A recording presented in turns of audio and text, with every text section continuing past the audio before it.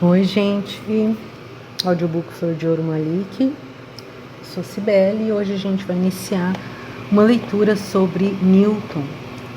As pesquisas de Newton sobre a luz, uma visão histórica de uma revista científica. Como eu esclareci aqui, a gente não vai trazer só livros, vai trazer também alguns artigos, alguns textos científicos que eu acho que são bem pertinentes para introduzir em alguns assuntos ou se aprofundar em outros, e ainda para você ter uma vasta gama de referências, como na boa parte das vezes a gente encontra nos artigos científicos. Esse é um artigo bem interessante para participar também de processo de quem tem interesse de pesquisa ou de aprofundamento em estudos, por exemplo, da teoria da cor, para quem é das áreas da arte ou áreas afins, para quem gosta de estudar física e etc. Esse artigo é da Revista Brasileira de Ensino de Física, V37, número 4, 4202 de 2015. Ele coloca o site www.sbfisica.org.br. É intitulado As Pesquisas de Newton sobre a Luz, uma Visão Histórica. Newton's Research on Light, a Historical Overview. É de Roberto de Andrade Martins e Cibele Celestino Silva. Roberto de Andrade Martins, Cibele Celestino Silva. Instituto de Física de São Carlos, Universidade de São Paulo, São Carlos, São Paulo, Brasil. Programa de pós-graduação em Ciência, Tecnologia e Sociedade, Universidade de São Carlos, São Paulo, Brasil. E aqui indicando que foi recebido em 2/2 de 2015, aceito em 24/4 de 2015 e publicado em 12/12 de 2015. Este artigo apresenta uma visão histórica geral sobre o desenvolvimento dos trabalhos de Isaac Newton a respeito da óptica, desde suas primeiras investigações em 1664 até o final de sua vida, quando publicou as várias edições de seu livro Opticus. Para permitir uma compreensão adequada do trabalho de Newton, são também apresentadas as contribuições de outros autores importantes do século XVII, especialmente René Descartes, Walter Charleton, Robert Boyle, Robert Hooke e Christian Huygens. Escreve Huygens com H no começo. A análise dos trabalhos inéditos e publicados de Newton permite notar que ele jamais chegou a uma teoria definitiva a respeito da luz e das cores, adotando diversas hipóteses diferentes e mutuamente inconsistentes. A gente tem estudos póstumos. O estudo aqui apresentado pode contribuir para complementar as visões simplificadas sobre a história da óptica e das contribuições de Newton sobre esse tema, bem como corrigir diversos equívocos presentes em obras didáticas e de divulgação científica sobre o assunto. Palavras-chave: Isaac Newton, óptica, história da física. This paper presents a general historical overview of Isaac Newton's contributions to optics, from his first investigations in 1664 to the end of his life, when he published the several editions of his book Opticus. To allow an adequate understanding of Newton's work, the article also presents the contributions of the other important 17th century authors, especially René Descartes, Walter Charleton, Robert Boyle, Robert Hooke, and Christian Huygens. The analysis of Newton's unpublished and published works shows that he never reached a definitive theory of light and colors, adopting several different and mutually inconsistent hypotheses. This work may contribute to supplement the simplified accounts of the history of optics and of Newton's contributions, as well as amending several mistakes that can be found in didactic works and popular visions of this subject. Keywords: Isaac Newton, Optics and History of Physics. 1. A óptica na época de Newton. Este artigo apresentará as principais contribuições de Isaac Newton à óptica, analisando o desenvolvimento histórico de suas ideias. Antes de entrarmos na história do próprio Newton, no entanto, é muito importante saber qual era a situação desse campo de estudos na época. Nota 2, o livro de Abdelhamid Sabra apresenta uma boa visão histórica geral da história da óptica, até a época de Newton. Fim da nota 2. Aquilo que costumamos chamar de óptica geométrica já estava plenamente desenvolvido. Desde a antiguidade já se conhecia a propagação retilínea da luz ou da visão, a lei da reflexão em espelhos planos e o funcionamento de espelhos côncavos e convexos. Já eram também conhecidas as principais leis da perspectiva, que se baseia na propagação retilínea da luz e da produção de sombras. Também se sabia, pelo menos desde a época dos gregos e dos romanos, que era possível concentrar a luz do Sol utilizando esferas de cristal, bem como ver de forma amplificada olhando através dessas esferas. A refração ou desvio da luz ao passar de um meio transparente para outro era conhecida também desde a antiguidade, embora não se conhecesse a forma matemática da lei da refração. Muitos pensadores dessa época, como Platão e Aristóteles, tentaram exemplificar os fenômenos visuais através de diversas teorias. Muitos aceitavam que a visão ocorria através de raios visuais, ele destaca aqui com aspas, raios visuais, que saíam dos olhos das pessoas e iam até os objetos. Os atomistas antigos supunham que saíam películas de átomos das superfícies dos corpos que chegavam até nós, transmitindo sua forma e cor. Aristóteles considerava que a visão era transmitida através de algo imaterial que passava instantaneamente pelos meios transparentes dos objetos até nós. Ele procurou explicar vários fenômenos ópticos, como as cores do arco-íris, desenvolvendo a proposta de que cada cor era produzida por uma mistura de luz e escuridão. Durante a Idade Média, o conhecimento da óptica se ampliou, primeiramente com os estudos de importantes pesquisadores islâmicos, entre parênteses aqui, como Ibn al-Haytham, escreve IBN AL-HAYTHAM, Ibn al-Haytham ou Al-Hasan. A ideia dos raios visuais foi atacada com a proposta de que a visão ocorre através da luz que vem dos objetos até os nossos olhos. O estudo da refração foi aperfeiçoado, chegando-se a resultados equivalentes à nossa lei dos censos. Já se entendia que o arco-íris era produzido por efeitos de reflexão e refração da luz nas gotas de chuva, e foram feitos estudos sobre a produção de efeitos semelhantes utilizando bolas de vidro cheias de água.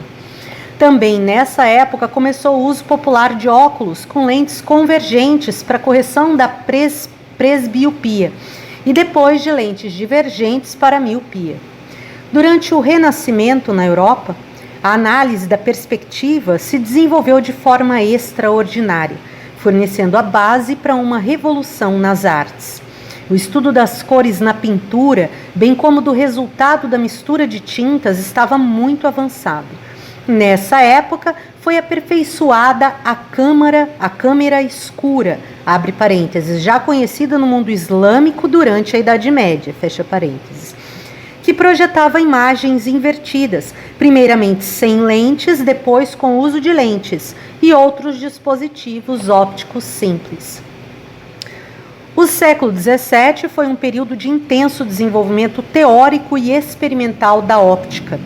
No início do século XVII foram inventadas as primeiras lunetas e microscópios. O estudo teórico de associações de lentes como essas foi desenvolvido logo em seguida por Kepler, que utilizou os conceitos de imagem real e virtual usados até hoje.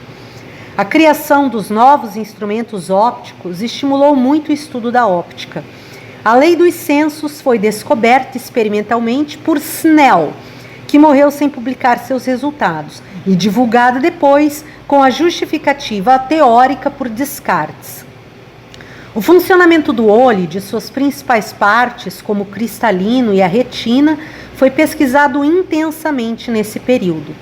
Vários fenômenos importantes sobre cores estavam sendo estudados antes das pesquisas de Newton, como o arco-íris, as cores produzidas por prismas, os fenômenos coloridos produzidos em reações químicas, anéis e faixas coloridas que surgiam em bolhas de sabão e outras películas finas.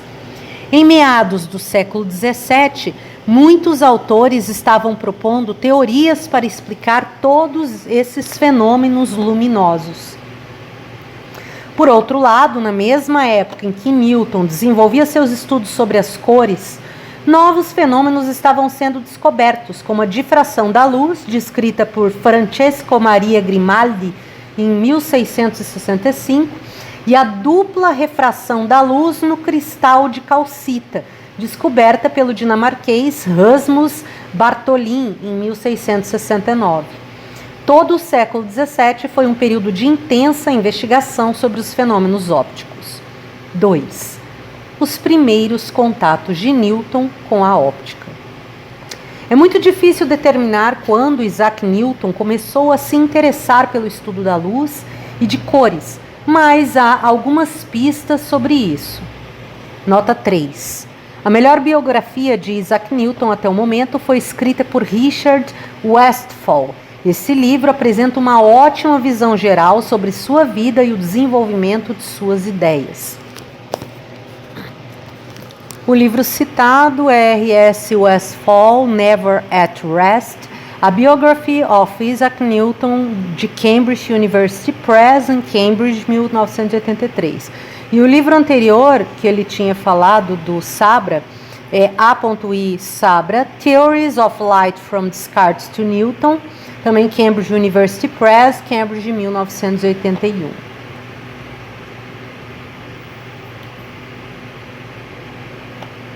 Em 1659, quando tinha 16 anos de idade, ele estava morando em Grantham, preparando-se para poder começar seus estudos universitários no Trinity College de Cambridge.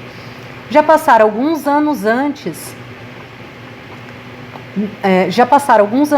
naquela cidade estudando na King's School, dirigida pelo professor Richard Stokes, e morando em um quarto do Sr. William Clark, um farmacêutico por cuja enteada, Catherine Storer, desenvolveu um grande afeto.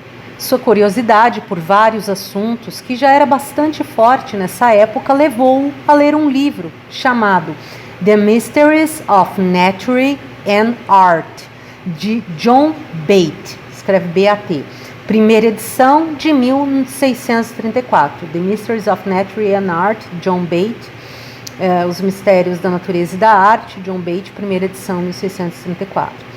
Copiou deste livro para um pequeno caderno de anotações, atualmente conservado na Pierpont Morgan Library, em New York, diversas receitas e indicações práticas a respeito de desenho e pintura, tais como o modo de preparar uma mistura de cores para representar a cor das faces, ou uma pessoa nua ou um cadáver.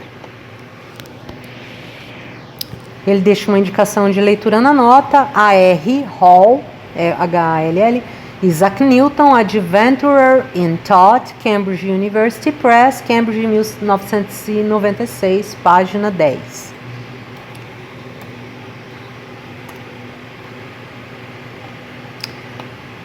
Sabe-se que desde a adolescência Isaac se interessava por desenhar, assim como pelo trabalho manual com madeira e construção de pequenas máquinas.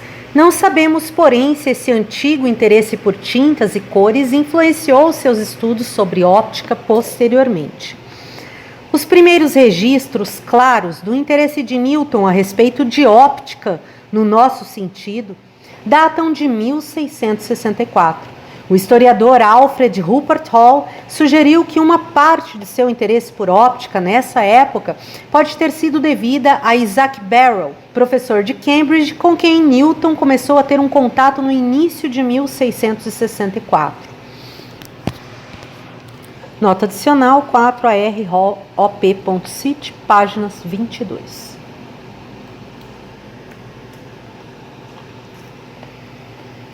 Nesse ano, ele começou a registrar suas leituras e reflexões sobre este e outros assuntos em um caderno de anotações, cuja parte principal intitulou Algumas Questões Filosóficas. Questiones que adam philosophicae. Manuscrito conservado na Cambridge University Library. Nesse ano, Newton estava para concluir seus estudos na universidade e se dedicava por conta própria ao estudo de diversos livros sobre matemática e filosofia que não eram exigidos dos alunos de Cambridge. Dentre os textos que continham partes importantes sobre óptica, leu nessa época um livro de Walter Charleton sobre atomismo, uma obra de Robert Boyle sobre cores e alguns dos livros de René Descartes.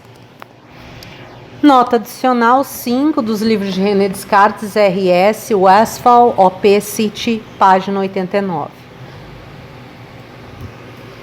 Fim da nota.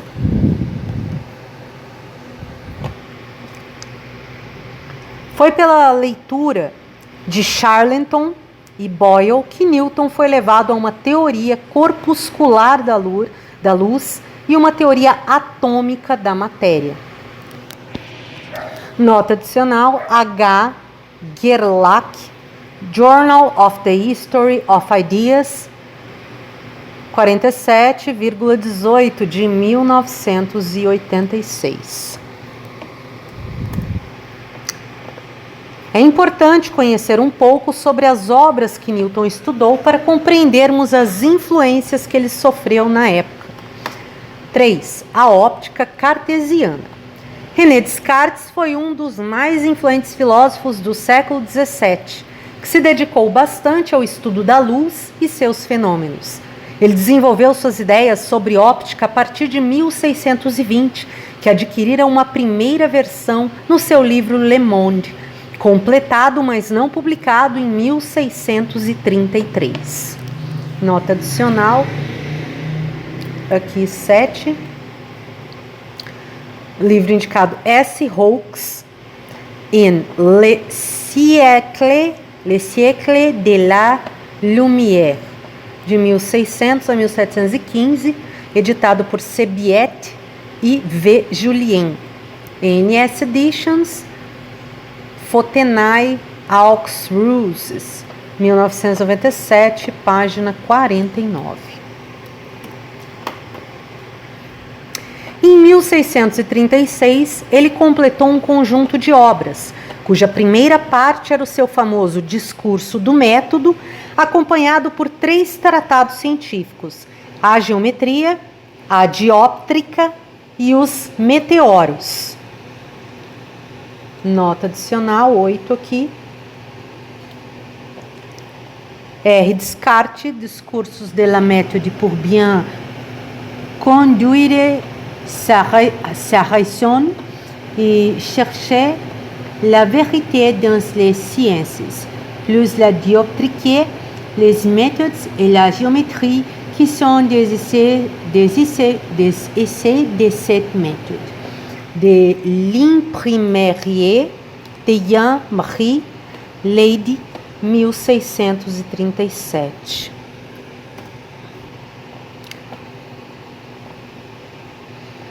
Aqui sobre o discurso do método, depois acompanhado por 3 tratados científicos: a geometria, a dióptrica e os meteoros, todos publicados conjuntamente em 1637. Aí ele deixa aqui uma nota adicional, ver D. Garber in the Cambridge Companion to Descartes, editado por J. Contingham, Cambridge University Press, de Cambridge, 1992, página 290. Nessas obras, Descartes apresentou a lei da refração da luz, justificada através de uma analogia mecânica, o estudo de lentes de várias formas, uma discussão sobre a visão e sua explicação sobre o arco-íris, que contém sua teoria sobre as cores. A física de Descartes foi apresentada de forma mais completa dos seus Princípios da Filosofia, concluídos em 1643 e publicados em 1644 em latim, com uma tradução para o francês lançada em 1647. Descartes rejeitava o atomismo, não aceitando nem a existência de espaços vazios, o vácuo, nem de átomos. Nota 10.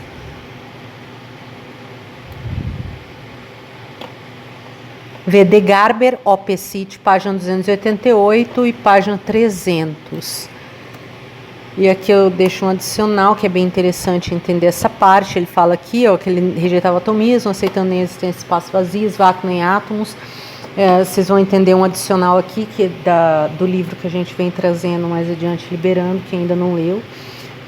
A Biologia da Crença, né, que o autor, o Bruce Lipton, ele vai explicar ali, ele vai passando assim por todas essas ideias desses filósofos, até chegar no momento presente e começa a juntar como um quebra-cabeça, vinculando ali as peças de várias áreas do conhecimento que vão sendo complementares.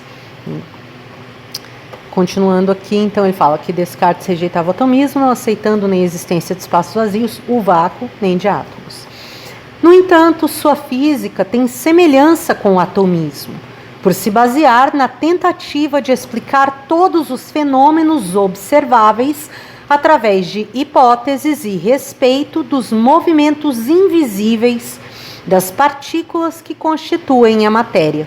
Segundo este pensador, todo o espaço estaria preenchido completamente por uma matéria sutil, infinitamente divisível, formada por partículas que podem se quebrar e se fundir, constituindo diversos tipos de matéria. Essas partículas possuem somente propriedades geométricas, tamanho, forma, movimento. Todas as outras propriedades da matéria deveriam ser explicadas pelas combinações e movimentos de tais corpúsculos. Toda a matéria, para Descartes, é essencialmente do mesmo tipo. Ela é simplesmente algo que preenche o espaço. Os tipos de matéria diferem entre si apenas pelos tamanhos e outras características dos seus corpúsculos.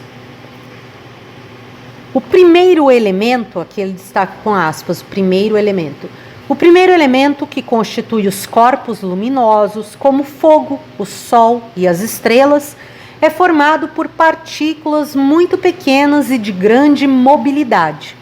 O segundo elemento, ele destaca também como palavra contínua, o segundo elemento, que existe nos corpos transparentes e preenche todo o espaço celeste, tem partículas redondas de tamanho médio. O terceiro elemento, que forma os corpos macroscópicos opacos, tem partículas maiores e irregulares com pequena mobilidade. Nota adicional 11. V.S. Hawkes, Op. Cit., páginas 59 a 60.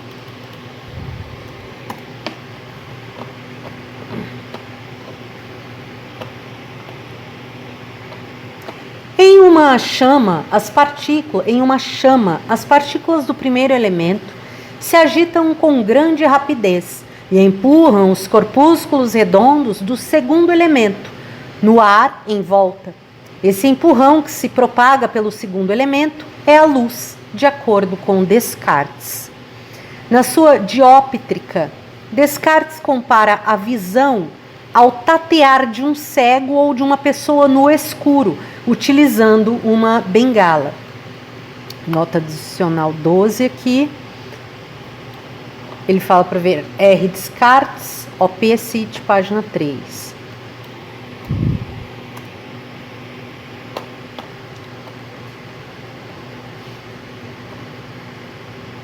Esse bastão transmite à mão do cego as pancadas e movimentos de sua outra extremidade, sem que nenhuma matéria vá da extremidade da bengala até a pessoa.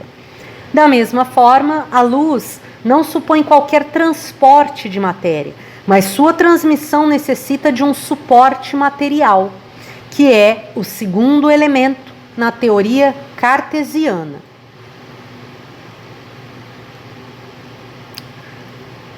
Nota 13, VA.I. Sabra, OP-CIT, página 21. Segundo esse pensamento, a luz não é propriamente um movimento, mas um esforço, uma inclinação ou tendência ao movimento. Por isso, a luz pode atravessar corpos densos e outros raios de luz sem qualquer impedimento. Nota 14 adicional, ver S.Hooks, escreve R-O-U-X, OP-CIT, página 55.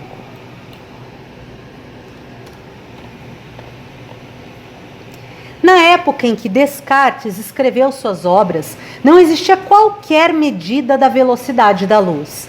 Desde Aristóteles até o século XVII, a maioria dos autores, incluindo Kepler, supunha que a luz se propagava instantaneamente. Nota adicional 15. V. Ronchi, The Nature of Light, An Historical Survey, traduzido por V. Barocas, Riemann, London, 1970, página 88.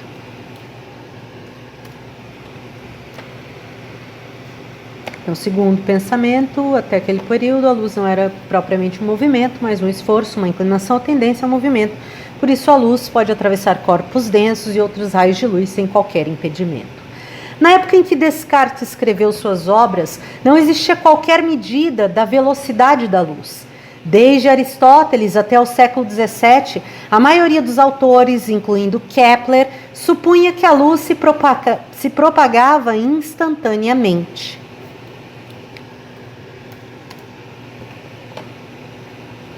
Veja em Aí Sabra, na página 57 a 58.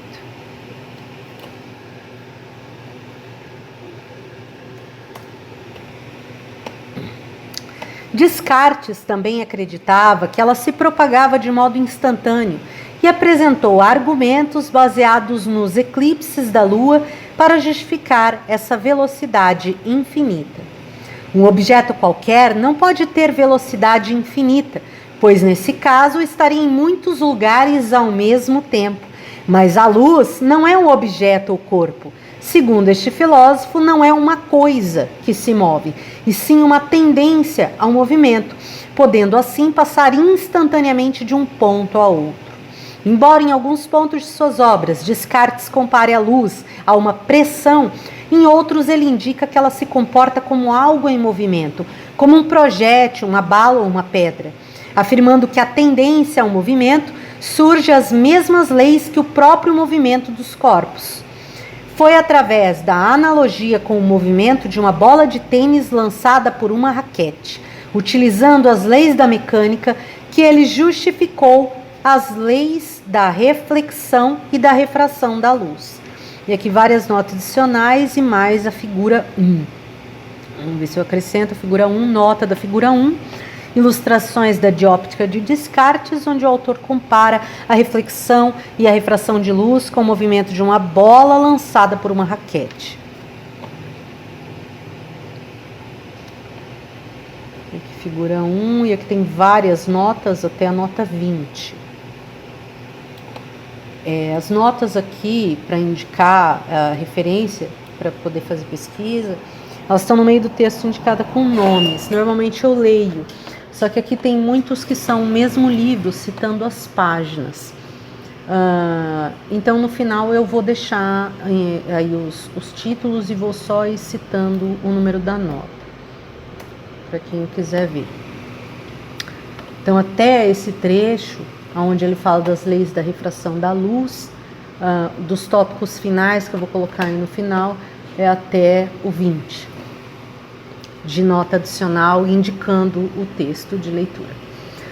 Após apresentar a lei da refração, Descartes explicou o funcionamento do olho e da visão, e depois analisou geometricamente os efeitos ópticos de lentes de diferentes formas, com superfícies elípticas, parabólicas e hiperbólicas, indicando também o processo de polir lentes com essas formas diferentes.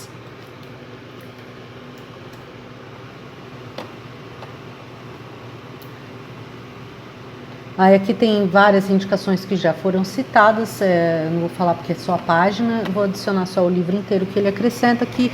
M.J. Osler in A Companion to Descartes, editado por J. Broughton e J. Carriero, Blackwell, Malden, 2018.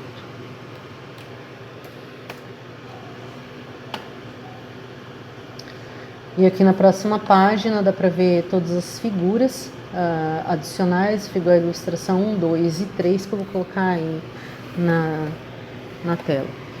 Na dióptrica, Descartes não analisou a natureza das cores. Ele abordou esse assunto. No entanto, nos meteoros, onde tentou explicar o arco-íris e outros fenômenos semelhantes, conforme figura 2 aqui. Figura 2, ilustração dos meteoros de Descartes, mostrando algumas das características geométricas de um arco-íris.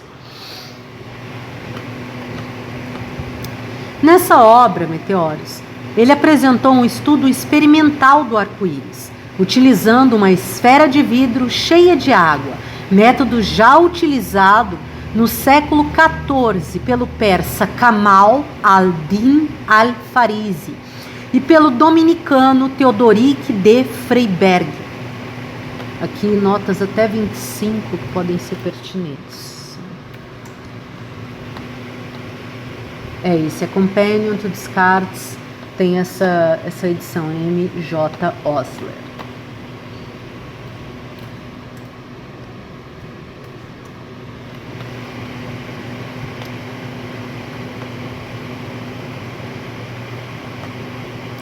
Como, no entanto, esse fenômeno era bastante complexo, envolvendo diversas reflexões e refrações da luz, o pesquisador resolveu analisar um dispositivo mais simples, que também produzia as mesmas cores, um prisma de cristal. Embora tal fenômeno já fosse bem conhecido e popular na época, Descartes parece ter sido o primeiro a publicar um experimento com prisma. No seu experimento, aí aqui tem uma figura 3 mostrando o experimento, esquema dos meteoros de Descartes, mostrando seu experimento com um prisma de cristal. No seu experimento, conforme figura 3, Descartes fazia com que a luz atingisse perpendicularmente uma das faces do prisma, de tal modo que ela só era desviada ao sair pela outra face. Esta, por sua vez, era coberta por um corpo opaco com uma pequena abertura. O feixe luminoso que saía por ela produzia a uma certa distância as cores do arco-íris. Descartes concluiu imediatamente que não era necessário haver nenhuma superfície curva para produzir as cores, que não precisa haver nenhuma reflexão e que uma única refração era suficiente para criar este fenômeno. Como outros autores da época, Descartes supôs que as cores eram produzidas através de modificações da luz branca. Para explicar as cores assim produzidas, Descartes precisou modificar sua teoria sobre a luz. Agora, em vez de falar sobre uma tendência ao movimento, ele supôs que as partículas redondas do segundo elemento tinham um movimento na direção de propagação da luz. E, além disso, podiam ter um movimento de rotação. Essa rotação dos glóbulos era modificada quando a luz era desviada, ao ser refratada pelo prisma, e também por influência do limite entre luz e escuridão na borda do feixe luminoso. O movimento de rotação dessas partículas redondas seria acelerado no lado vermelho e retardado no lado azul. Para as outras cores, os movimentos de rotação seriam intermediários entre esses dois extremos. O autor supõe também que nos corpos opacos coloridos, a forma, a posição e o movimento das partículas de sua superfície podem aumentar ou diminuir a rotação das partículas da matéria sutil, produzindo assim as cores que observamos. 4. Luz e cores no atomismo de Walter Charleton. A obra de Charleton, intitulada Fisiologia Epicuro-Gasendo-Charletoniana, nota 33 aqui. W. Charleton, Fisiologia, Epicuro, Gassendo, Charletoniana, or A Fabric of Science Natural, upon the hypothesis of atoms, founded by Epicurus, repaired by Petrus Gassendus, augmented by Walter Charleton, Thomas Helt, London, 1654. A indicação de nota. Então, a obra de Charleton, essa intitulada Fisiologia, Epicuro, Gassendo, Charletoniana, com RLT, também influenciou fortemente o pensamento de Isaac Newton sobre vários aspectos. O livro de Charleton foi uma das principais fontes de Newton para a elaboração de suas Questiones quedam Philosophicae. E aqui também uma nota indicativa sobre Questiones quedam Philosophicae. Na nota 34, J.E. Maguire e M. Temne, Certain Philosophical Questions, Newton's Trinity Notebook, Cambridge University Press, de Cambridge, 1983, a página 20.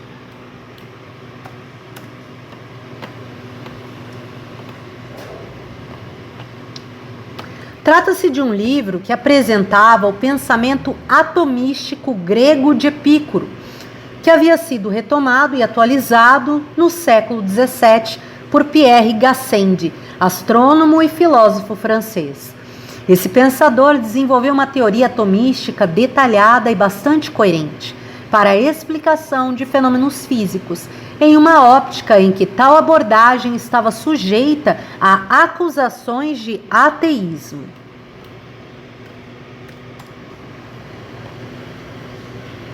Então, e aí ele põe aqui indicação de leitura também,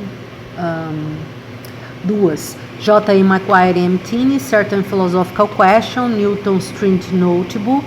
E o outro é L.S. Joy, Gassendi the Atomist, Advocate of History on Age of Science, de Cambridge University Press, Cambridge, 1987, indicando página 4.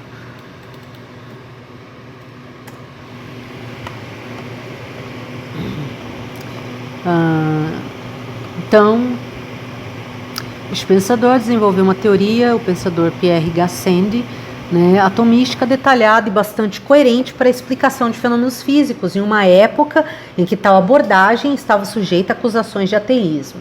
Gassendi se desenvolveu bastante em discussões sobre problemas ópticos na década de 1630, quando percebeu as dificuldades experimentais de determinar o tamanho aparente dos planetas e do Sol através de medidas com telescópios ou com câmara escura.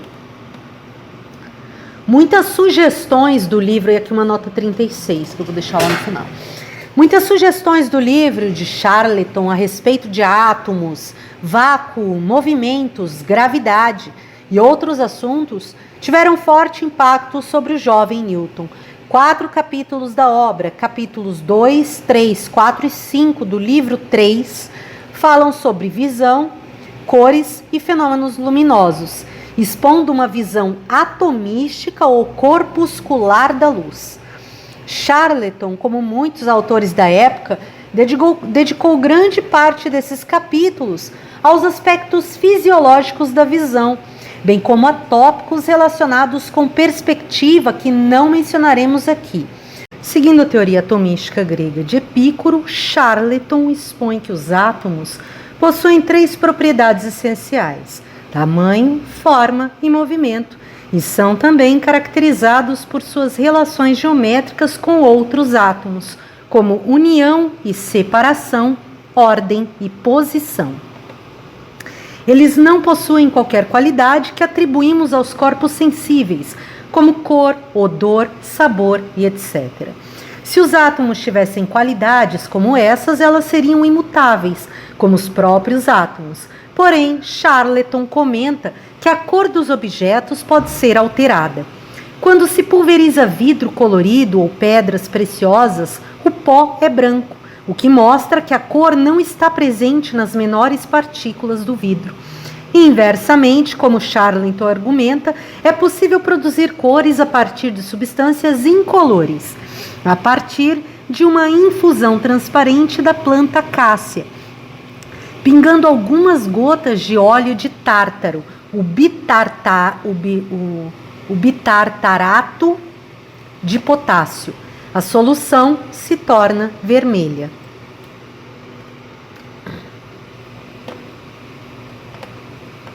Aí ele orienta aqui as pesquisas no livro de W. Charleton H.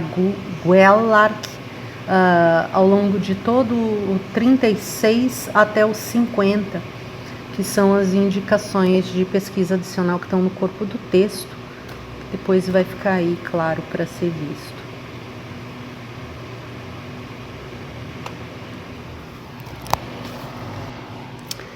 Ele também indica que as penas do pescoço de um pombo ou da cauda de um pavão adquirem diferentes cores conforme a incidência da luz sobre elas. Um exemplo que já era utilizado pelo atomista romano Lucrécius. Nota 39 aqui.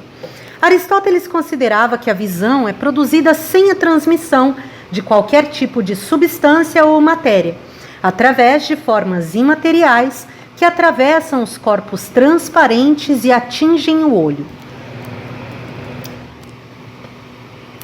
Seguindo a doutrina atomística, Charleton adotou a opinião contrária, de que a visão é produzida seja por sucessivas camadas de átomos que se desprendem da superfície dos corpos atingidos pela luz, ou pela própria luz, que também seria constituída por átomos que atingem os objetos.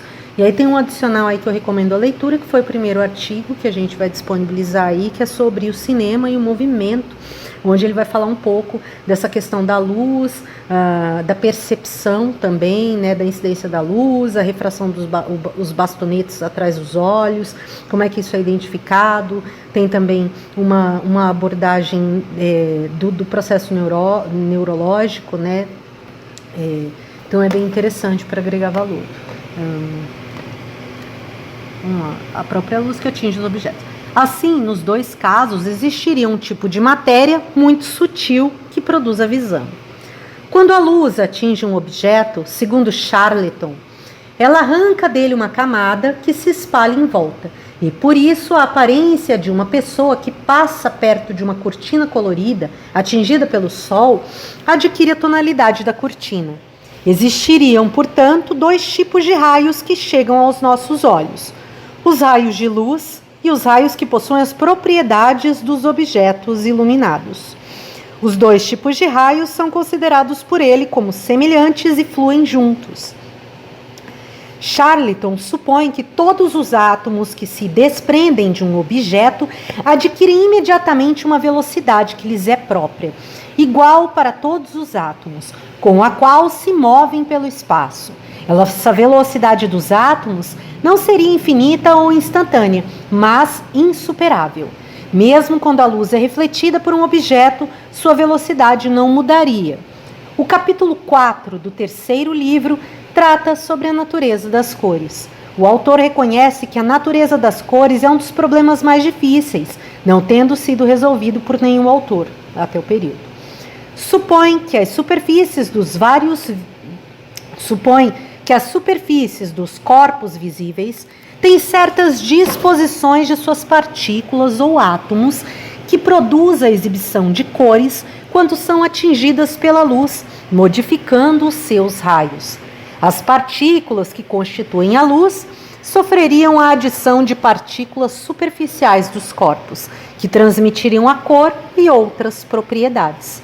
Os vários tipos de cores dependem das diversas maneiras pelas quais as partículas minúsculas da luz atingem e afetam a retina.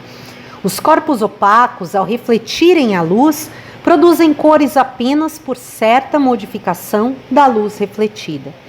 Charlton mostra um bom conhecimento das propriedades dos prismas e das cores produzidas pelos mesmos, tanto no caso em que são atravessados pela luz, quanto no caso em que uma pessoa olha para uma fonte luminosa ou para um objeto através do prisma.